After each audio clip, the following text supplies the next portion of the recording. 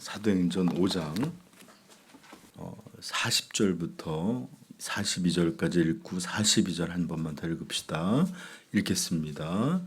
그들이 옳게 여겨 사도들을 불러들여 채찍질하며 예수의 이름으로 말하는 것을 금하고 놓으니 사도들은 그 이름을 위하여 능욕받는 일에 합당한 자로 여기심을 기뻐하면서 공회 앞을 떠나니라. 그들이 날마다 성전에 있든지 집에 있든지 예수는 그리스도라고 가르치기와 전도하기를 그치지 아니하니라. 아멘. 우리 42절 한번 더 읽읍시다.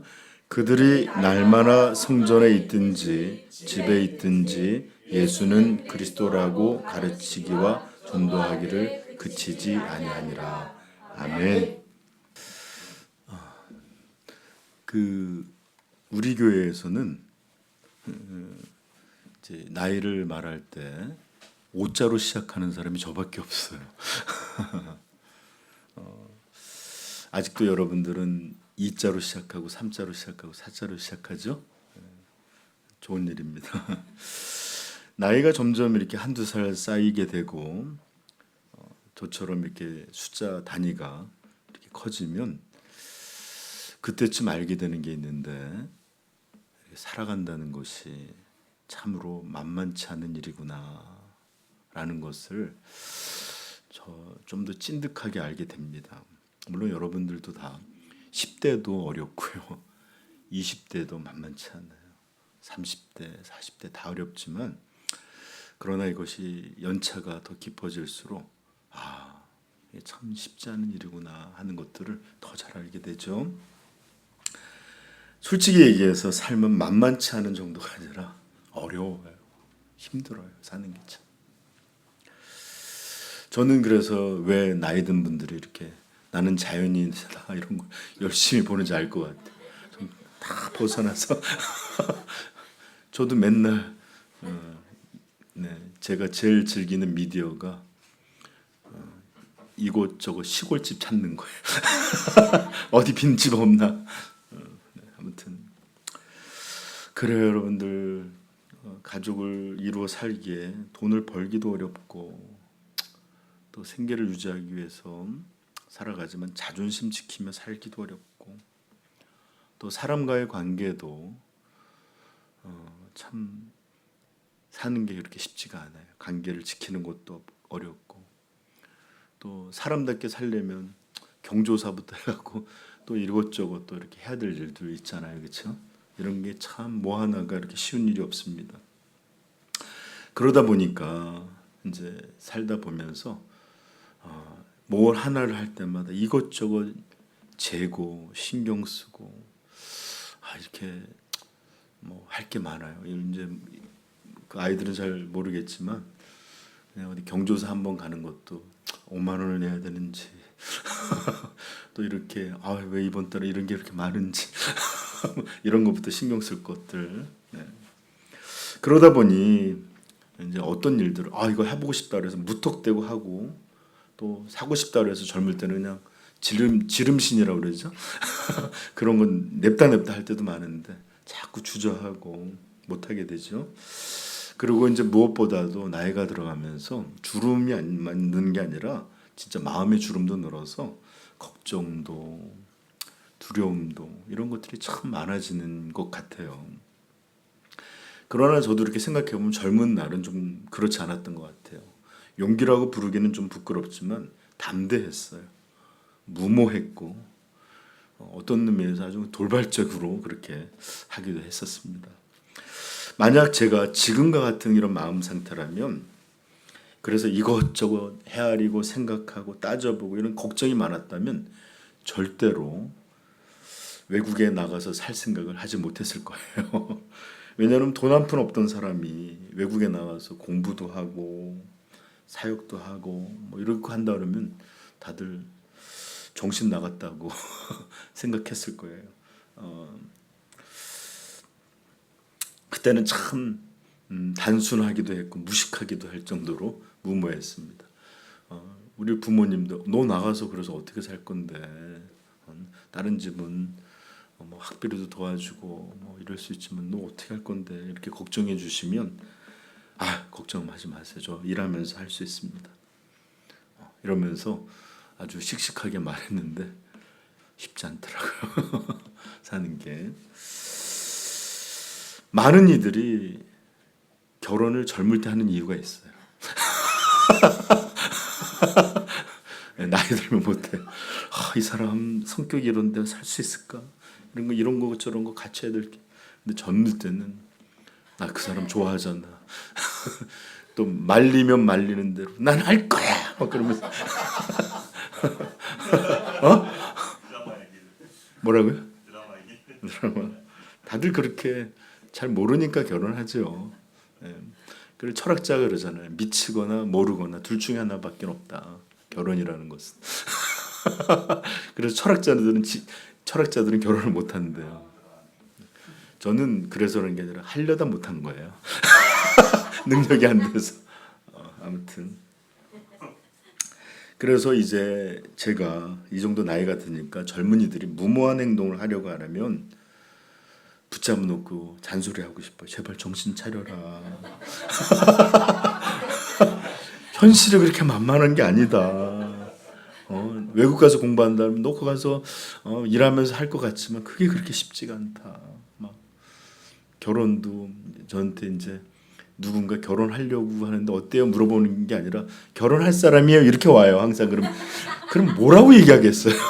그런데 해도 될까요? 그러면 얘야 여러분 잘 좀 생각해 보세요. 네? 러시아에서는 집을 살 때는 뭐 하루를, 그다음에 전쟁에 나갈 때는 이틀을 기도하고 결혼할 때는 3일을 기도해야 된다라는 속담도 있어요. 그만큼 신중하지 못하고 젊을 땐 그런데 나이가 들면 참 그렇게 여러 가지 생각하고 걱정하고 두렵고 합니다. 근데 오늘 본문에 보면 진짜로 무모하고 제정신이 아니고 어쩌면 미친 것 같은 사람들의 모습이 등장합니다. 우리는 잘 아는 대로, 그리고 앞으로도 계속해서 살펴보겠지만 초대교회는 참으로 어려움도 핍박도 고난도 끊임없이 거듭거듭 이런 일들을 받게 되고 겪게 되는 일들을 보게 될 거예요. 우리가 얼마 전에 봤지만 사도들은 감옥에 갇혔어요. 비난 정도가 아니라 협박을 받았습니다. 채찍을 맞았는데 이제 다음 장에 보면 초대교회 첫 번째 순교 장면도 나오고 이런 모습들을, 이제 죽는 일들도 허다한 일들을 보게 될 것입니다. 그리고 여러분 40절 우리가 읽었지만 사도들을 불러들여 채찍질하여 이렇게 나오는데, 그리고 예수의 이름을 전하지 못하도록 금에 떨어내 협박한 거예요. 근데 여러분 이렇게 산헤들린이라고 부르는 이스라엘의 권력자들이 이렇게 때리고 할 때 여러분 그냥 이것이 단순하게 그냥 이렇게 이루어지는 그냥 체벌 정도였을까요? 절대 그러지 않았을 거예요. 그렇죠? 정말로 죽이려고 하다가 멈출 정도로다가 아주 심한 매를 맞았습니다. 산헤들린 공회는 이 권력자들은 자신들의 힘 그리고 자신들의 이런 권력으로 협박하고 또 폭력을 써서 제지하면 이들을 꺾고 무너뜨리고 이제는 순응시킬 수 있을 거라고 여겼을지 모릅니다. 왜 그럴까요? 세상은 이런 것들 앞에 참으로 약하고 참으로 이루어지기 전에 먼저 무릎 꿇고, 그리고 설령 덤볐다 할지라도 이런 일들이 이루어지면 금세 순한 양이 돼요. 우리 속담에도 그런 말이 많아요. 매에 뭐가 없다? 우리 퀴즈 한번. 매에 장사가 없다, 용사가 없다는 거예요. 맞으면 다 비굴해진다는 얘기죠. 그 다음에 또 우리 중등부 대답해봐. 미친 개는 몽둥이가 약이다. 그리고 예전에 이런 말이 있었어요. 북어와 아내는 이게 진짜 옛날 얘기인데 3일에 한 번씩 때려야 된다는데 북어는 때려야 부드럽게 된다는 말을 바꿔서 말한 건데 참 무식했죠 옛날에 그죠? 어떻게 아내를 때릴 생각을 합니까? 그죠? 이렇게 보십시오. 매 장사가 없다는 게 얼마나 폭력이라는 것이 사람들에게 크게 작용하는지 몰라요. 미친 개도 몽둥이로 다스릴 수 있어요. 심지어 어떤 분이 그러더라고요.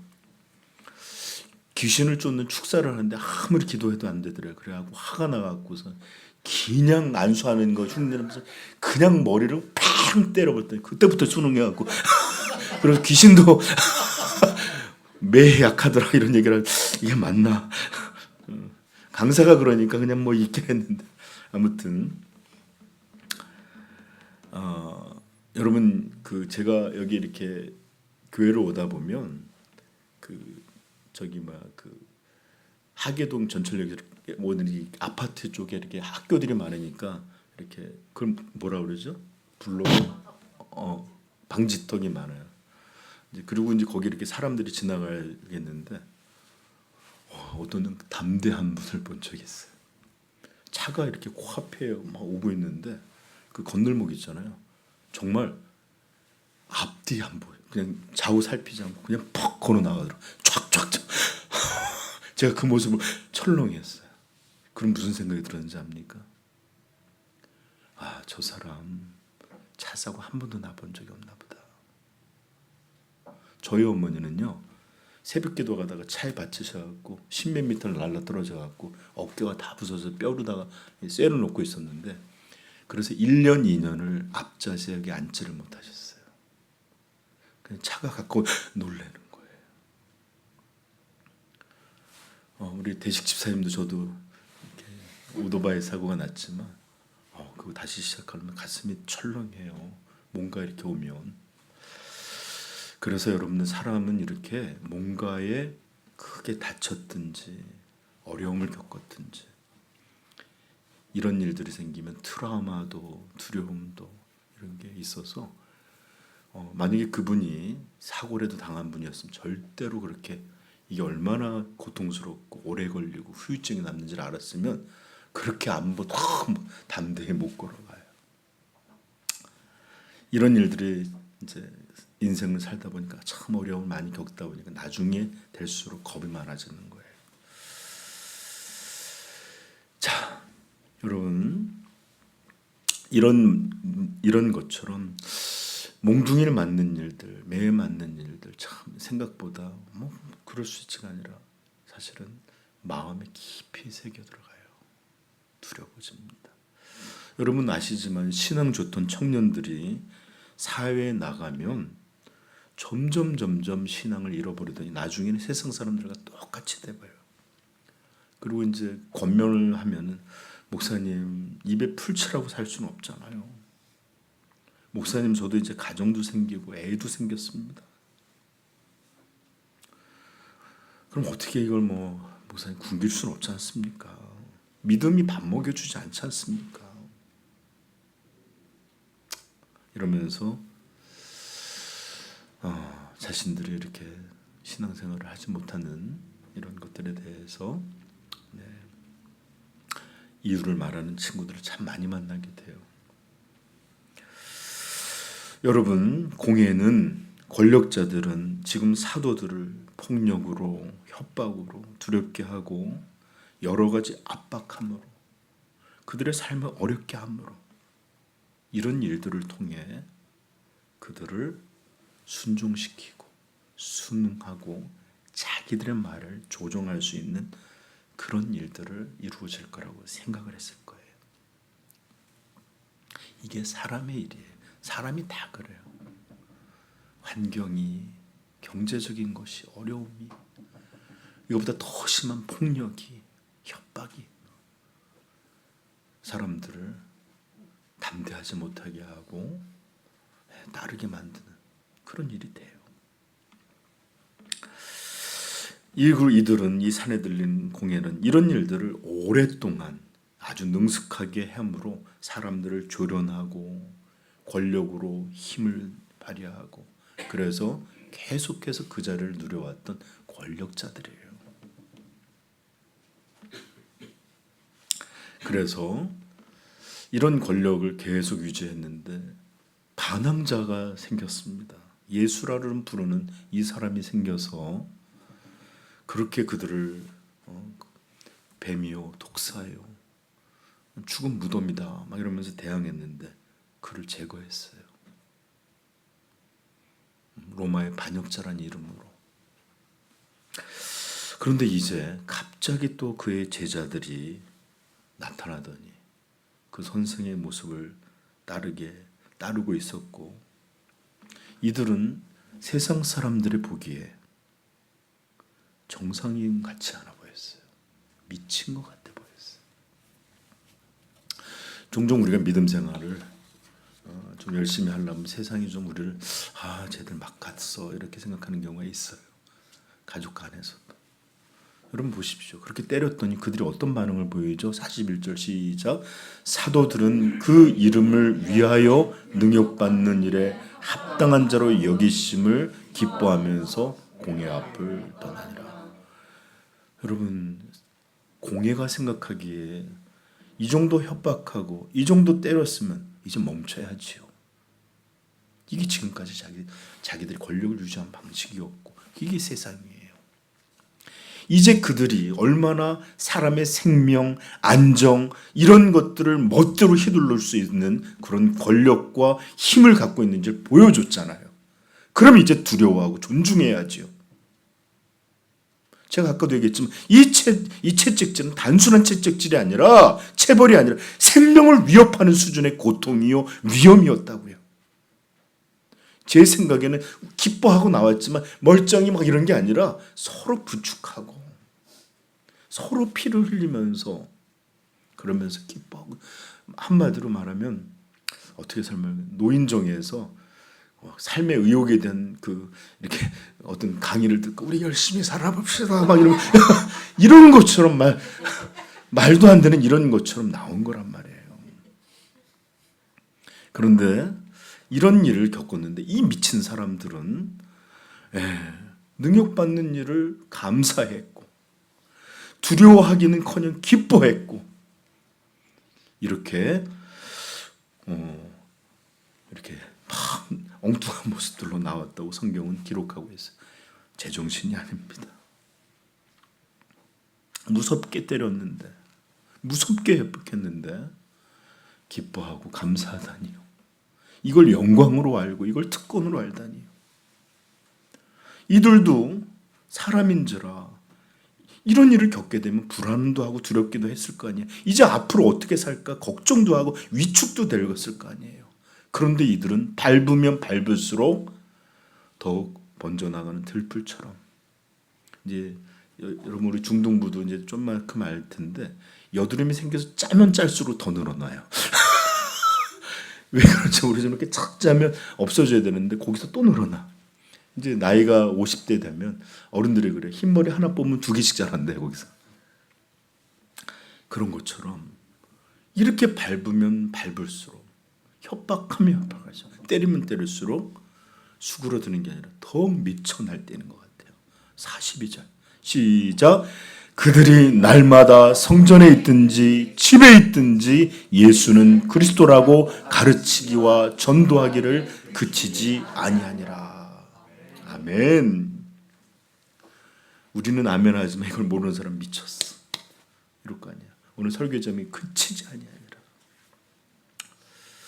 정말로 이들은 두려움이 모르는 사람들처럼, 정말로 이들은 걱정이나 불안이 무엇인지 알지 못하는 사람처럼, 이들은 아픔이 어떤 것인지 모르는 사람처럼 이런 두렵고 무섭고 위협적인 상황 앞에서도 어떻게 했다고요? 예수 그리스도가 주시다. 그가 세상의 구원자시다. 그가 온 우주의 주권자다. 왕이시다. 이런 것을 선포하고 가르치고 전도하는 일에 여러분 어떻게 했다고요? 그치지 않았다는 거예요.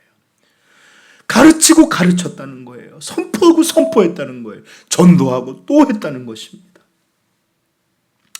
여러분, 여기서 잠시 언제나 복음의 핵심, 중심은 뭐다? 복음 메시지의 핵심 뭐예요? 예수 그리스도십니다. 성경이 가리키는 유일한, 구약에서부터 모든 계시록까지 가리키는 유일한 방향의 끝에는 예수님이 계셔요. 구약은 수많은 것을 약속했는데 신약에서는 예수님이 등장함으로 이 약속이 하나님의 은혜 가운데 성취되었다고 선포하고 있습니다. 그러므로 교회가 가르치는 모든 진리의 핵심, 우리 신앙인들의 가장 중요한 중심, 이 모든 이것들의 이 한 이름은 뭐예요? 예수 그리스도십니다. 신앙이 뭡니까? 교회 나오는 거요? 예배 드리는 거요? 성경 읽고 기도? 아니, 살아계신 예수 그리스도와 관계를 누리는 게 신앙이에요. 아멘? 그리고 이것이 없는 사람은 종교의 외적 틀은 가졌을지라도 신앙생활하는 거 아니에요. 우리의 모든 중심에는, 오늘 우리 찬양도 예수 그리스도가 계속 중심이었죠? 그런 것처럼 그리스도가 우리 기독교인의 심장임을 잊지 않기를 바랍니다. 우리가 뭐라고 불리죠? 그리스도인, 예수의 사람이라는 뜻이에요.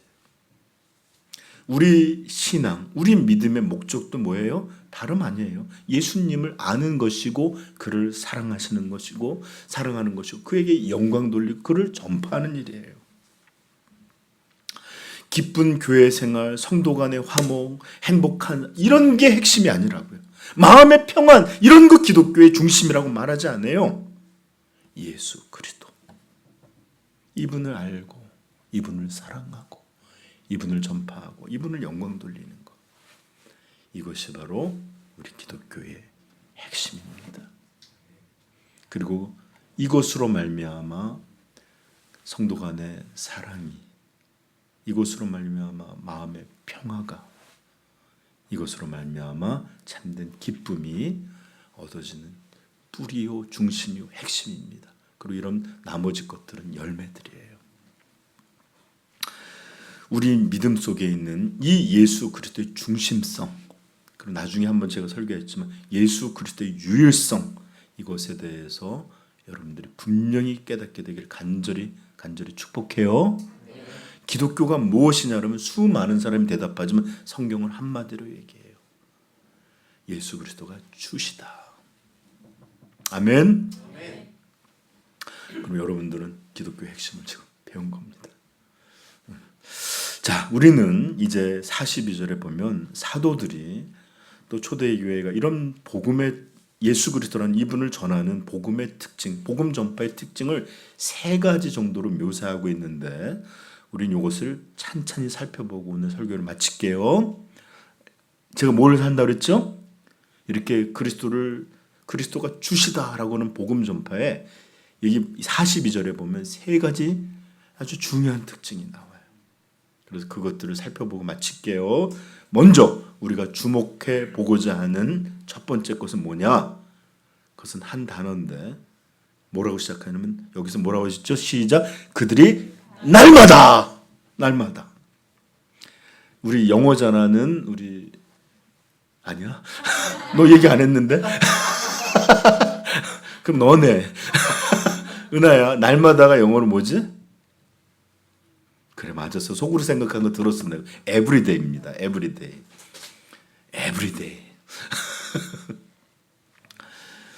자, 우리는 날마다 이런 말 속에서 이들이 이런 복음 전파, 이런 행동을 하는 것이 일시적이거나 드문드문 일어난 사건이거나 갑자기 어떤 충동 때문에 일어난 어떤 것이 아니다라는 것을 알게 되죠?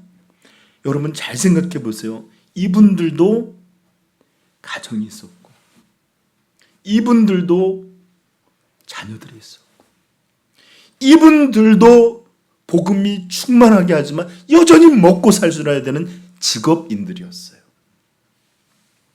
이들도 우리처럼 아프기도 하고 몸의 컨디션이 떨어지기도 하고 심지어 어떤 날은 전혀 복음을 전할 만한 그런 마음 상태가 아닌 그냥 하루를 버티기도 힘든 나 좀 혼자 있으면 좋겠어. 막 이런 분명한 그런 마음 상태도 올 수 있는 똑같은 사람이란 말이에요. 그죠? 결국 우리와 같은 사람이에요. 그럼에도 불구하고 이들은 날마다, 영어로 뭐라 그랬죠? Every day.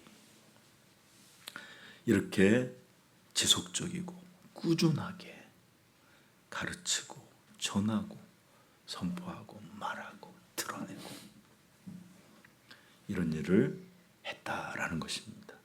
이게 이들이 복음을 전한 방식이에요. 특징이에요. 여러분, 이들에게 복음을 전한다는 것은 자신의 삶을 하면서 어떤 부수적인 것으로 여기진 것이 아니에요. 이들에게 이것은 왜 놀라요? 이들에게 이것은 이렇게 복음을 전하는 일, 이들에게 이것이 삶이고 이들의 삶의 특징이었어요.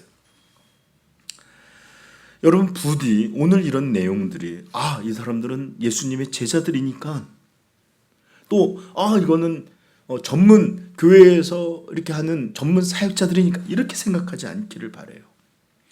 오늘 이 보여주는 모습은 모든 그리스도인들의 삶의 진정한 모습이요, 자신의 안정, 번영, 자신의 이름을 유지하는 이런 것들이 아닌 예수 그리스도를 따라 순종하여 살아가는 모든 참된 성도들의 분명한 특징이다라는 것을 여러분들이 배울 수 있기를 축복합니다.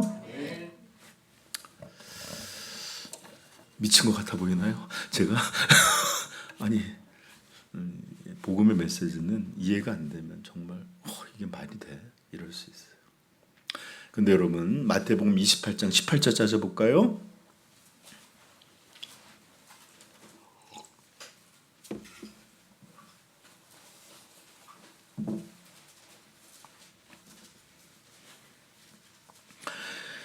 (28장) 18절부터 20절 읽겠습니다. 예수께서 나와 말씀하여 이르시되 하늘과 땅의 모든 권세를 내게 주셨으니 그러므로 너희는 가서 모든 민족을 제자로 삼아 아버지와 아들과 성령의 이름으로 세례를 베풀고 내가 너희에게 분부한 모든 것을 가리켜 지키게 하라. 볼지어다 내가 세상 끝날까지 너희와 항상 함께 있으리라. 아멘. 너희는 가서 모든 민족으로 제자로 삼아 아버지와 아들과 성령의 이름으로 세례를 베풀고 내가 너희에게 분부한 모든 것을 가르쳐 지키게 하라. 여러분, 이것은 예수님의 우리에게 맡기신 아주 중요한 대의로 이것은 모든 성도에게 해당하는 그런 말씀입니다. 그리고 우리 사도행전 1장 8절에도 이렇게 말씀하죠. 오직 성령이 너희에게 임하시면 너희가 권능을 받고 온 유대와 사마리아와 땅끝까지 이르러 내 증인이 되리라 하시니라. 아멘. 이렇듯 이런 삶은 그저 예수님의 제자들, 사역자들에게 주어진 게 아니라 모든 예수 그리스도를 따르는 제자들에게 주어진 명령이요, 영광된 사명입니다. 부디 우리 일반 성도들은 그냥 우리는 먹고 살고 교회 와서 예배는 한 번씩 잘 드리는 게 우리의 일이지 여기지 않길 바라요. 이것은 모든 예수님을 따르는 이들의 그런 삶이어야 합니다. 자, 두 번째 특징은 어떤 게 있을까요? 우리가 주목해야 될 두 번째 특징, 사도들이 전한 방식, 여기 보면 성전에 있든지 집에 있든지라는 겁니다. 그렇습니다. 이들은 성전에서 가르치고 전했어요. 이것은 아마 현대적인 관점에서 보면 어떻게 할까요? 교회에서 이루어지는 것들을 말하겠죠. 이것을 공적 신앙이라고 부를 수 있을 것입니다.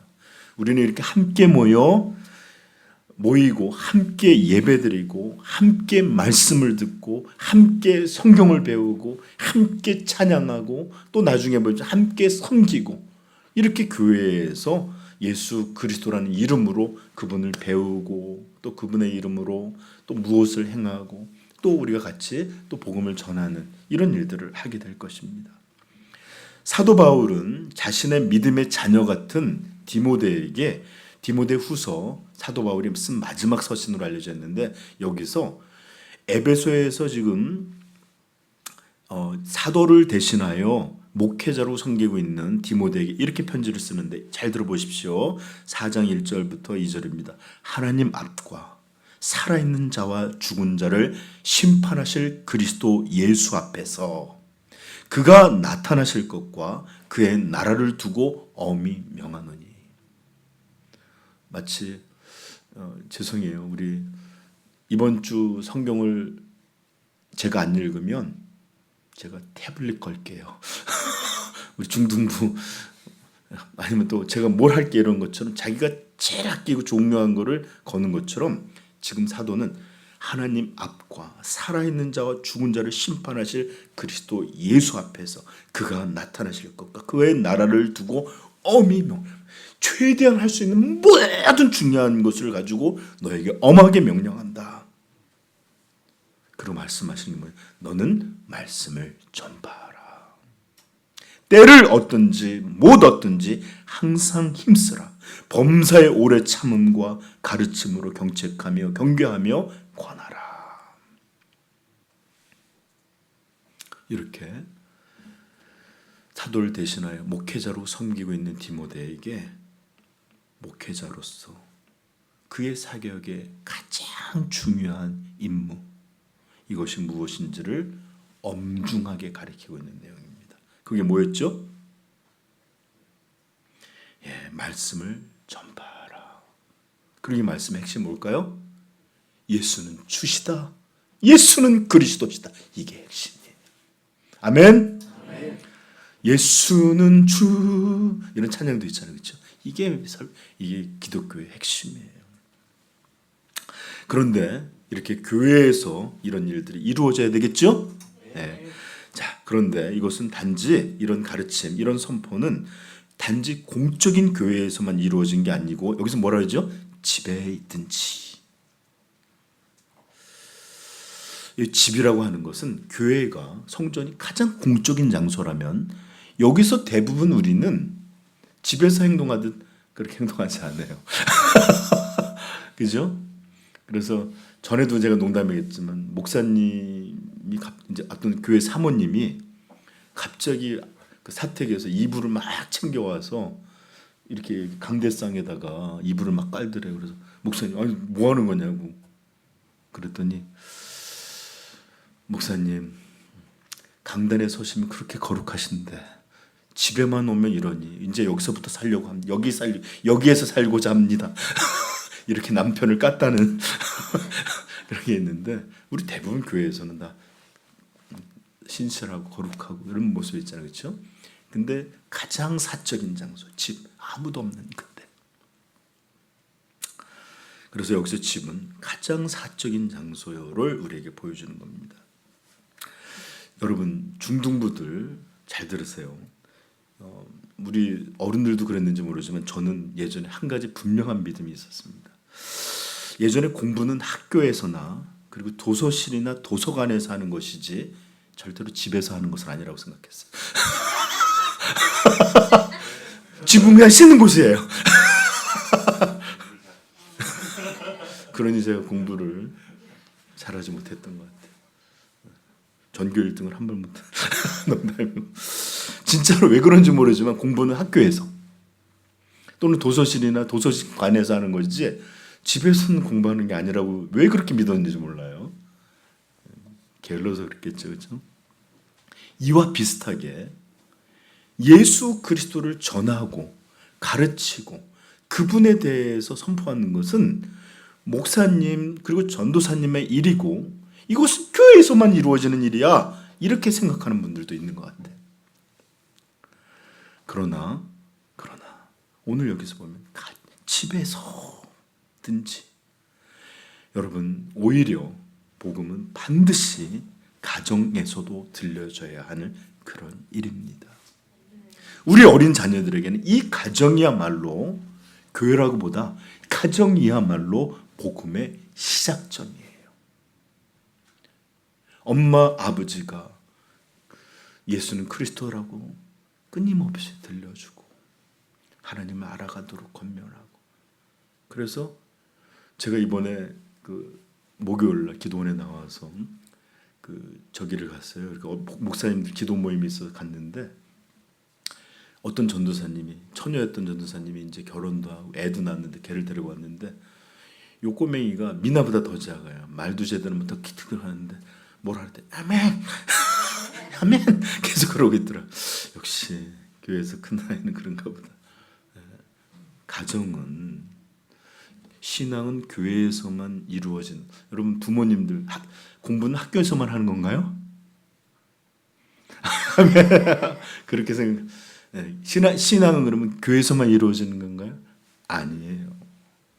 절대로 성전에서든지 가정에서든지 반드시 가정에서도 이루어야 될 그런 복음 가르침임을 기억하십시다. 신명기 6장 찾아보세요.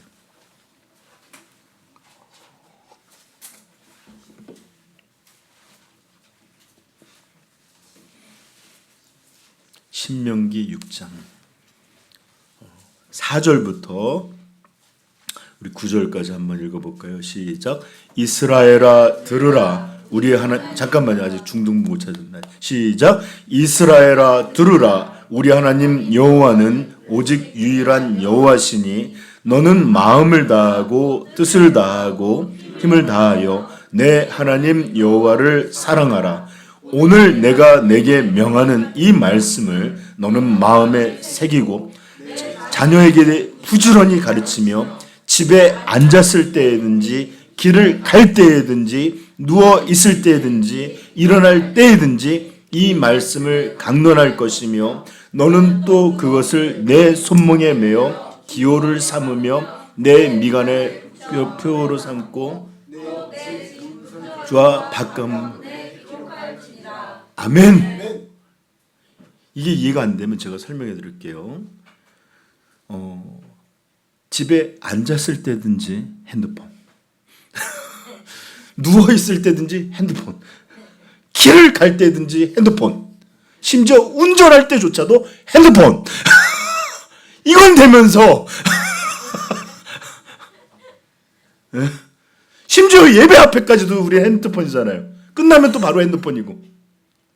그것 대신에 어떻게 하라고요? 말씀을 가리키고 강론하고 전하고 생각하라. 이게 성경의 명령이에요. 아멘. 그리고 이 42절 신명기 구약의 말씀은 신약에서 어떻게 지금 성취되고 있는지 보여주는 게 오늘 본문이에요. 그들이 성전에서든지 가정에서든지 집에서든지,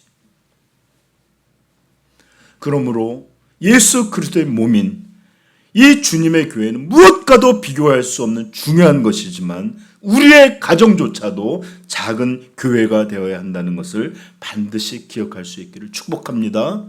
애들에게 제발 공부하라는 얘기보다 성경 읽으라는 얘기, 하나님에 대해서 알라는 얘기를 더 많이 해주는 가정, 부모, 이게 그리스도인의 가정입니다. 아멘.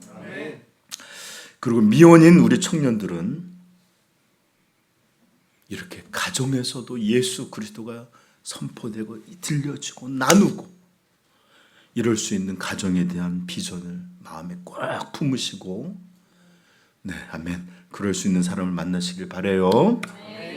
지난주 우리 감사에 대해서 배웠지만 감사는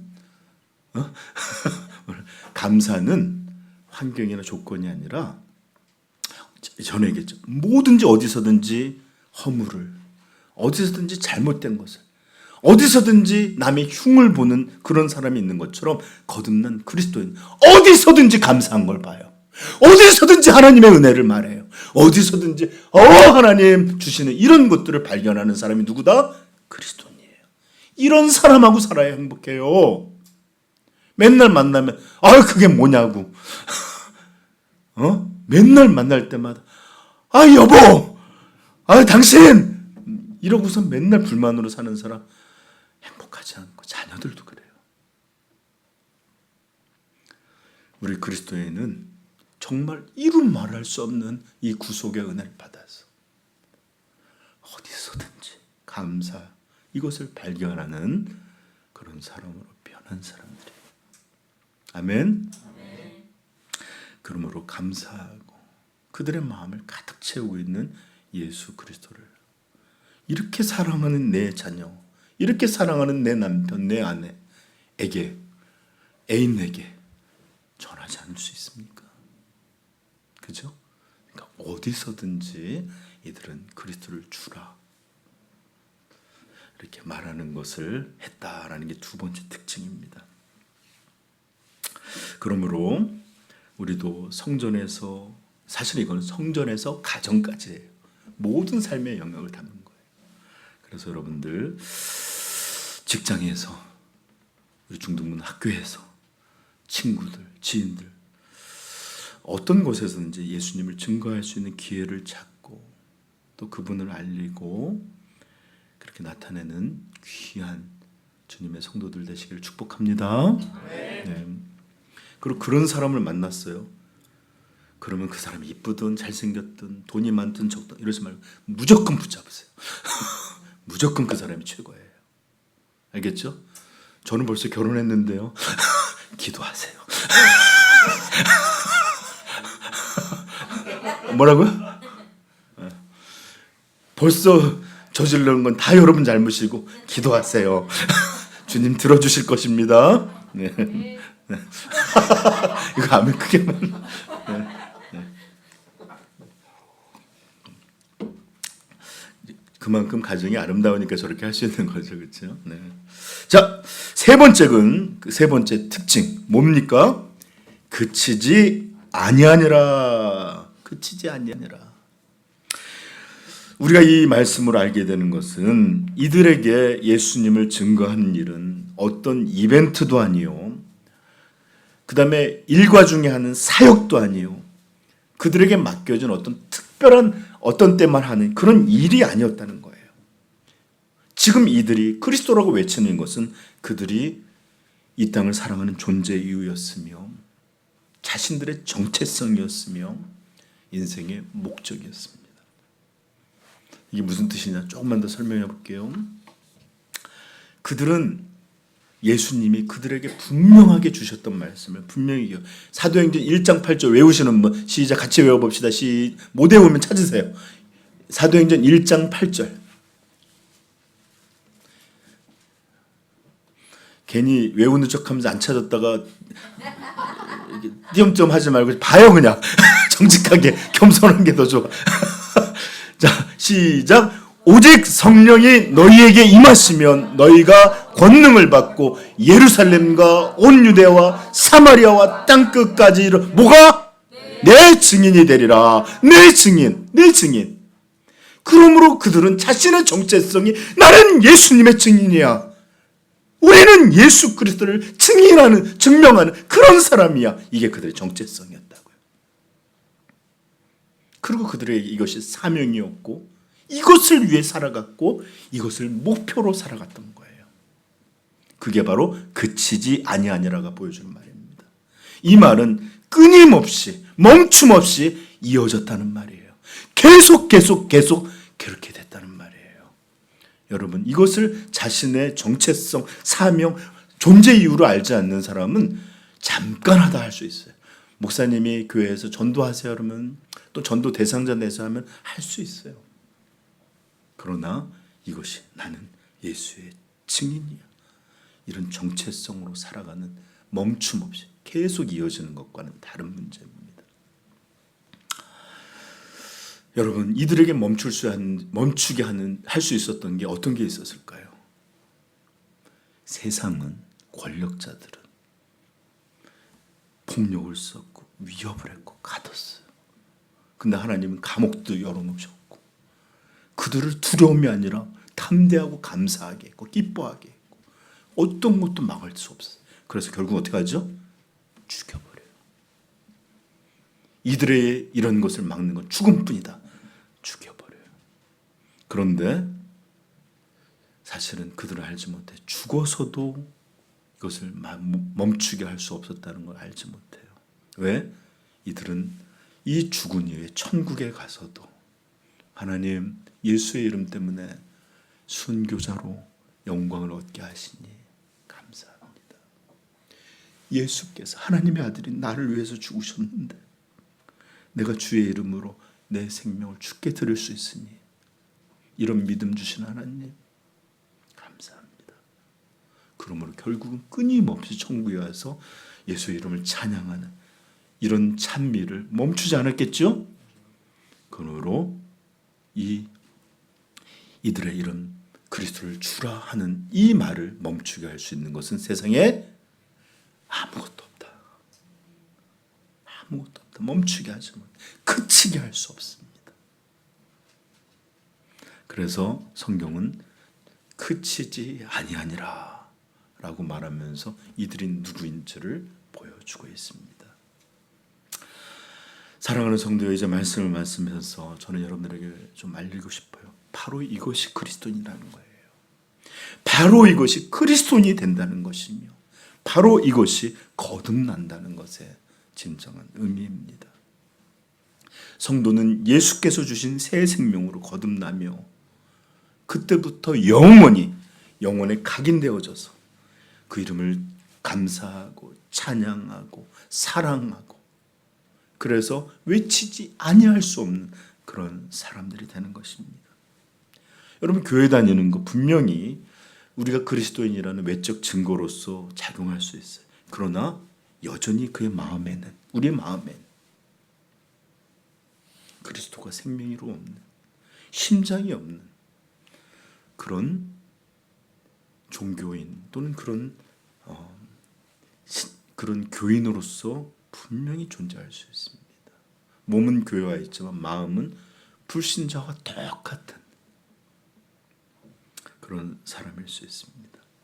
그러나 참된 믿음, 참된 생명, 참된 성도는 언제나 이렇게 예수 그리스도를 믿는 것, 고백하는 것, 전하는 것, 사랑하는 것, 이것에 그치지 않는, 아니 그칠 수 없는 존재로 변화된 그런 사람들임을 기억하시기를 축복합니다.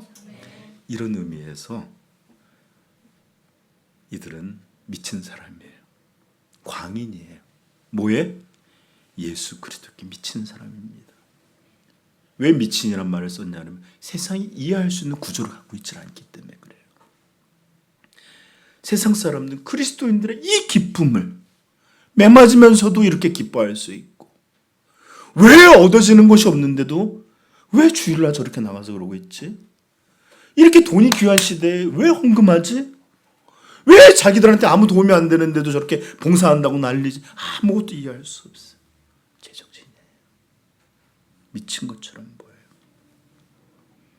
여러분, 정말 그렇게 미친 것처럼 보인다면 제대로 한번 미쳐보십시다. 여기서도 욕먹고 교회 왔더니 또 제대로 안 한다고 욕먹고 이게 뭐예요? 진짜 미칠 것 같아요. 제대로 예수께 한번 미쳐보는 그런 광인들 되시길 축복합니다. 네, 이게 성도예요. 사랑하는 성도 여러분, 뭐라고? 여러분에게 이런 성도로서의 내적 증거가 여러분에게 있습니까? 전하지 않을 수 없는 그런 심장의 떨림이 있습니까?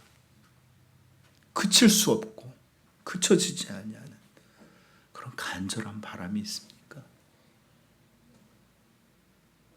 부디 여러분 안에서 이런 역사가, 그 불꽃이 넘쳐나기를 간절히 축복합니다. 이것이야말로 진정한 생명이고, 잘은 모르겠지만 여러분 겪어보세요. 이게 진짜 행복이에요. 그리고 이렇게 사랑하는 사람들은 자신이 정말로 충만해요. 왜? 우주의 하나님이 내 안에 계셔서 그의 기쁨을 마음껏 우리에게 부어주시기 때문에 그렇습니다. 그래서 다윗도 말한 거예요. 기름을 먹는 것보다, 보화를 누리는 것보다, 악인의 궁전을 사는 것보다 우리 하나님과 함께하는 것이 내게 더 기쁨이다라고 알아야 되잖아요. 그렇죠? 겪기를, 그것을 알기를 축복합니다. 이제 세상은 여러분들이 그리스도를 말하고 복음을 전하고 천국과 지옥, 구원에 대해서 말하면 여러분들을 싫어해요. 배척해요. 그렇게 우리 딸 우리 아들 하다가도 복음 얘기하고 예수님 얘기하면 그만하면 안 되겠니 하는 분명한 메시지를 보여. 좀 심하면 나한테 하지 말라고 이런 엄하게 이렇게 말하기도 합니다. 그러나 이런 것과는 비교도 할 수 없는 배척, 박해, 죽음 앞에서도 그치지 아니하였던 사도들을 통해서 하나님은 세상을 구원하셨고 또 이 복음이 땅끝까지 이르게 하셨던 것처럼 또 그치지 않는 여러분들을 사용하셔서 여러분들의 부모님, 형제, 가족을, 지인들을, 친구들을, 세상을 구원하시는 도구로 삼아주시기를 간절히 축복합니다. 혹시 우리 교회 2025년 표어가 뭔지 아십니까? 달력에도 있고 주보에도 있는데, 한번 보세요. 한번 보세요. 나의 증인이 되라. 여기서 나는 이종욱 목사일까요? 아니면 여기 여러분 각자의 이름일까요? 아니죠. 예수 그리스도의 증인이 되라라는 거예요. 여러분, 이것은 단지 사명만이 아니라 이게 성도로서의 분명한 증거이며 이것이 하나님이 우리에게 베풀어 주시는 영광, 행복의 원천입니다. 이 부르심에 아멘하여 순종하여 우리 하나님 앞에 그 마지막 날 섰을 때 팔 벌려주시면 잘하였도다 착하고 충성된 종아, 너를 위하여 예비된 이 모든 복락을 나와 함께 영원히 누리자. 이런 기쁨의 영광의 복을 허락해 주시리라 믿습니다. 기도하겠습니다. 사랑하는 성도 여러분, 우리는 누구입니까? 여러분, 요즘에 여러분들의 마음을 움직여가는 것은 무엇입니까? 여러분들의 가정은 어디로 가고 있습니까? 여러분들의 삶의 방향은 지금 어디를 향하고 있습니까? 모든 것이 그에게서 나와 그로 말미암아 그에게로 돌아가는 이런 우주 가운데 우리는 살고 있습니다. 온 우주는 우리 하나님을 향하여 있건만 오직 우리만이 그 흐름을 거절하고 자기 속에서 살려고 하는 그런 모양은 아닙니까? 부디 다시 한번 이 마지막 달이 맞는 이때쯤에 아직 시간이 있을 때 내 증인이 되라. 그리스도는 주시다. 예수는 그리스도시다. 라는 분명한 믿음, 분명한 증거, 분명한 선포가 있는 성도이시기를 축복합니다. 오늘 말씀을 기억하면서 같이 우리 자신을 위해서 기도하는 시간 갖겠습니다. 기도합니다.